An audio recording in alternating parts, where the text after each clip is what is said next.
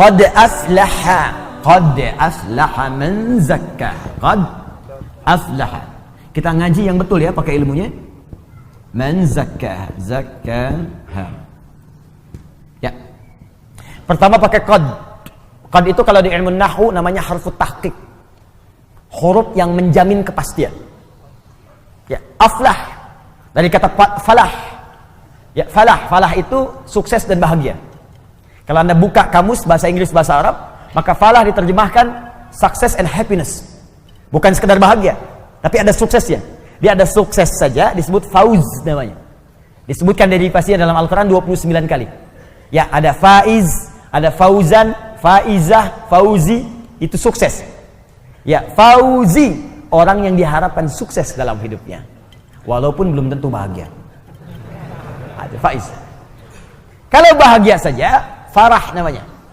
Farah. Orangnya farhan, perempuannya farah. Kalau ada yang namanya farhan, artinya orang yang diharapkan bahagia selama hidupnya. Bahagia walaupun belum tentu sukses. Nah, Anda pilih mana? Kaya tapi gelisah atau miskin tapi tenang? Miskin tapi tenang. Oke, di antara yang kedua selalu ada alternatif yang ketiga. Kalau bisa kaya dan tenang, sukses dan bahagia, kenapa pilih salah satu dari yang dua tadi? Dan Allah Maha tahu, maka ditawarkan pilihan langsung yang ketiga, namanya falah. Falah itu sukses dan bahagia, kaya dan tenang. Kalau Anda genggam kebahagiaan itu, digenggam sukses itu, dan gak mau dilepas, maka dalam ilmu saraf tambahkan hamzah di depan kalimatnya. Asalnya falah begini, falah gini, tambahkan hamzah gini. Kalau tambahan satu huruf muncul di depan kalimat, maka harokat huruf yang pertama dari kalimat asal ini falah, fa, pindah ke sini. Harakatnya fa. Karena pindah yang ini mati, sukun. Sukun, bulat. Karena ini sudah ada hamzah, maka di ilmu sharaf ilatnya ini hilang. Harokat tetap aflah. Falah jadi aflah. Orang yang menggenggam dengan kuat kebahagiaan dan kesuksesan. Terjemahkan dengan ilmunya, qad aflaha. Aku pastikan, kata Allah, ada orang yang akan menjamin kebahagiaan dalam hidupnya dan sukses dalam pekerjaannya. Jadi kalau beraktivitas dimanapun, ada masalah sebesar apapun, tenang aja. Kayak nggak ada pengaruh pada dirinya. Bukan nggak punya masalah, teman-teman. Punya masalah juga. Cuma masalah itu diberi rumus oleh Allah sehingga menjadi ringan. Bukan nggak berat, bukan nggak ada masalah. Jadi sebelum itu datang, dia sudah tahu ilmunya. Sehingga ketika datang, ringan aja dihadapi, seberat apapun. Ya, indah. Dan sukses dia. Dan ketika ada tantangan, dan Quran tidak pernah menyebut hambatan, tantangan. Ada tantangan dalam pekerjaan, dihadapi, tenang aja. Dan kesuksesan itu Allahu Akbar. Begitu seorang punya positive thinking, tenang jiwanya, maka setengah kesuksesan sedang dia genggam dalam tangannya. Bergerak, bergerak, bergerak, bergerak, bergerak. Allahu Akbar. Aflah. Siapa orang itu? Maka rumus awalnya man. Ismun mausulun alal fardiyatil amiyah. Konjungsi huruf sambung menyambungkan dua hal. Yang pertama dengan yang kedua. Qad aflaha ingin disambungkan dengan zakah. Disambungkan kadang-kadang menunjuk kepada objek atau subjek sekaligus. Tanpa batas bagi setiap personal. Seakan Allah ingin mengatakan bagi Anda siapapun hamba. Tanpa batas. Laki-laki kah? Perempuan kah? Tua kah? Muda kah? Kecil, besar kah? Kaya, cukup kah? Kalau Anda ingin menggenggam kesuksesan dan kebahagiaan, maka zakah. Itu bisa Anda raih, modal awalnya zakah. Haknya kembali kepada nafsu. Zakah artinya menyucikan. Maka diterjemahkan dalam terjemahan, sungguh akan sukses dan bahagia orang yang mampu menyucikan nafsunya, jiwanya. Baik, kembali ke sini. Kalau nyuci itu dibuang kotorannya atau dibuang pakaiannya, bendanya? Bendanya atau kotorannya? Papa mau nyuci dulu nih, cek, picun ke Citarum. Bukan bendanya, pasti kotorannya kan? Baik, sekarang saya tanya, ada nggak seseorang mencuci pakaian kalau pakaiannya nggak kotor? Mustahil. Nggak ada, mustahil Joni, ada orang nyuci tapi nggak kotor, mustahil. Nyuci itu dilakukan kalau bendanya kotor. Gelas kotor, cuci. Baju kotor, cuci. Ya, muka kotor, basuh. Basuh. Cuci, ayo bilas dengan rinso tuh muka. Cuci, bersihkan, bersihkan, bersihkan, bersihkan. Bersihkan, cuci. Mencuci itu artinya menghilangkan kotorannya, bukan menghilangkan bendanya. Nah sekarang, ini dalam sekali ini. Ini bawa ke teori nafsu. Nafsu itu dibuat oleh Allah, bukan ingin menghilangkan jiwanya. Tapi dihadirkan supaya mengangkat yang bersihnya, yang takwanya supaya muncul. Sebab kalau nggak ada kotoran, yang bersih nggak akan nampak. Anda itu kan mencuci supaya nampak bersihnya kan? Kalau kotorannya nggak diciptakan, bagaimana tahu bersihnya? Di mencuci itu bukan menghilangkan bendanya, supaya Anda paham ada bersihnya. Dibuatlah kotor. Kotor itu dibuat bukan ingin menjadikan benda kotor, tapi supaya Anda mendapatkan kebersihan darinya. Begitu cara memahaminya. Maka kata Allah, saya ciptakan nafsu ini bukan ingin membuat kalian itu menjadi banyak masalah. Bukan ingin menjadikan kalian buruk. Tapi sifat di nafsu itu saya buat sebagai katalis supaya yang takwanya muncul. Sebab kalau nggak ada lawannya di nafsu, yang takwa nggak akan muncul. Bagaimana ketahuan sabar kalau nggak ada marah?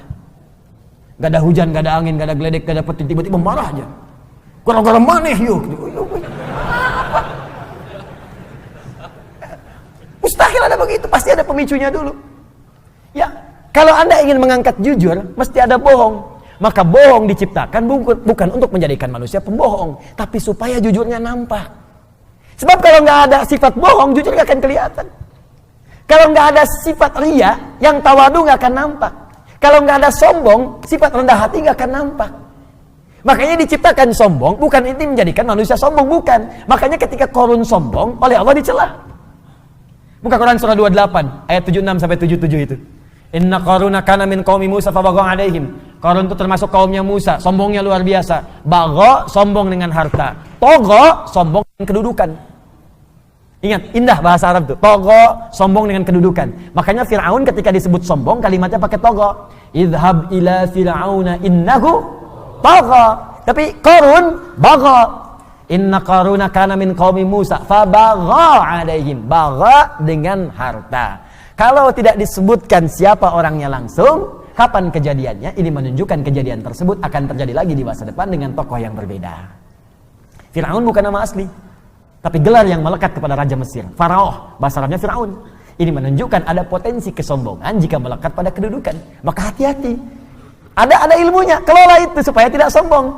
Kalau Anda sombong, kata Allah, telat. Sudah ada Fir'aun sebelumnya.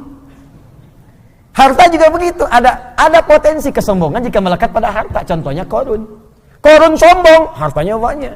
Disebutkan di Al-Quran, wa inna mafatihahu latanu bil usba. Sungguh kunci-kunci berangkasnya saja kalau dipikul oleh bodyguardnya beratnya luar biasa. Bodyguard kemana-mana, bukan ngawal orangnya. Bawa kunci berangkas, bukan buat pamer doang. Mana-mana. 8 orang, 10 orang, mangkat begini. Pikulnya berat, cuman kunci berangkasnya aja. Saya sering tanya ya pada beberapa kawan, Anda kalau punya berangkas satu tuh, kuncinya di-upload, tuh, dipublikasikan atau disembunyikan? Disembunyikan tuh. Oh, kalau di-upload, dipublikasikan, Anda celaka sendiri. Kunci berangkas saya, besok udah selesai. Qarun tidak, saking banyak hartanya, bukan cuma di-upload, dibawa kemana-mana. Nih kuncinya nih, mau nyuri-nyuri aja, ini ada bodyguard berat bawa kuncinya. Qarun, hartanya sekarang masih dicari. Mau kemana Pak? Saya tempat tanya. Laut Pak, ngapain? Cari harta karun. Harta karun masih dicari.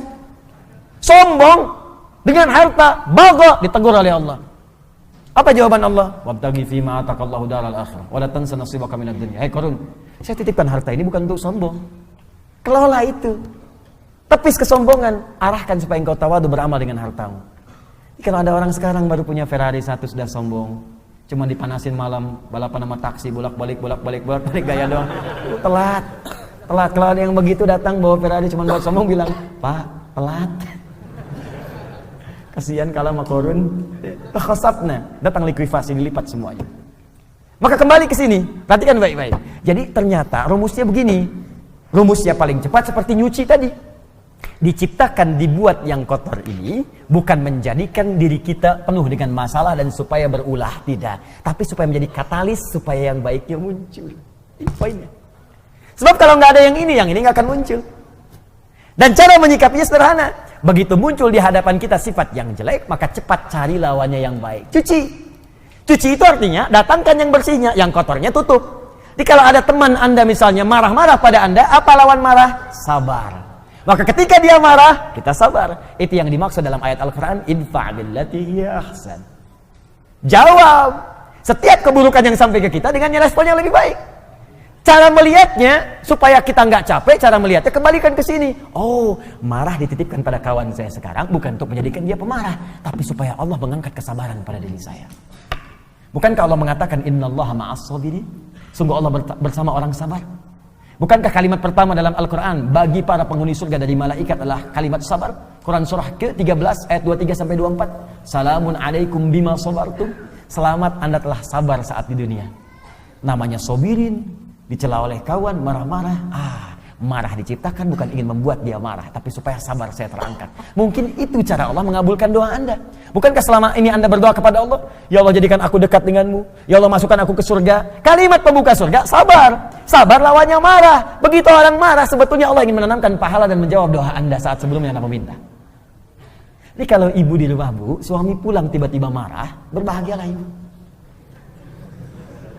Karena marah diciptakan bukan ingin membuat suami jadi pemarah, tapi supaya mengangkat kesabaran dalam diri ibu. Mungkin dengan sabar itu, kekuatan ibu bertambah untuk menghadapi problematika lebih besar di kemudian hari. Jadi kalau di hari itu ibu belum lulus, bagaimana menghadapi tantangan lebih besar di kemudian hari? Ada masalah di depan yang lebih dahsyat lagi, perlu kekuatan lebih. Kalau pada yang ini aja Anda gagal tidak bisa melewatinya, bagaimana bisa mengatasi persoalan yang lebih besar di kemudian hari? Itu prinsipnya.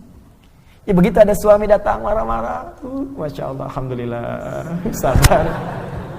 Kamu senyum lagi, kenapa? Sabar. Alhamdulillah Pak, saya yakin, Mama yakin, Papa itu bukan pemarah. Emang? Iya. Maafkan ya Pak, kalau memang marah itu dari Mama yang salah. Semoga Allah muliakan kita, mengangkat kesabaran kita semua. Indah, selesai.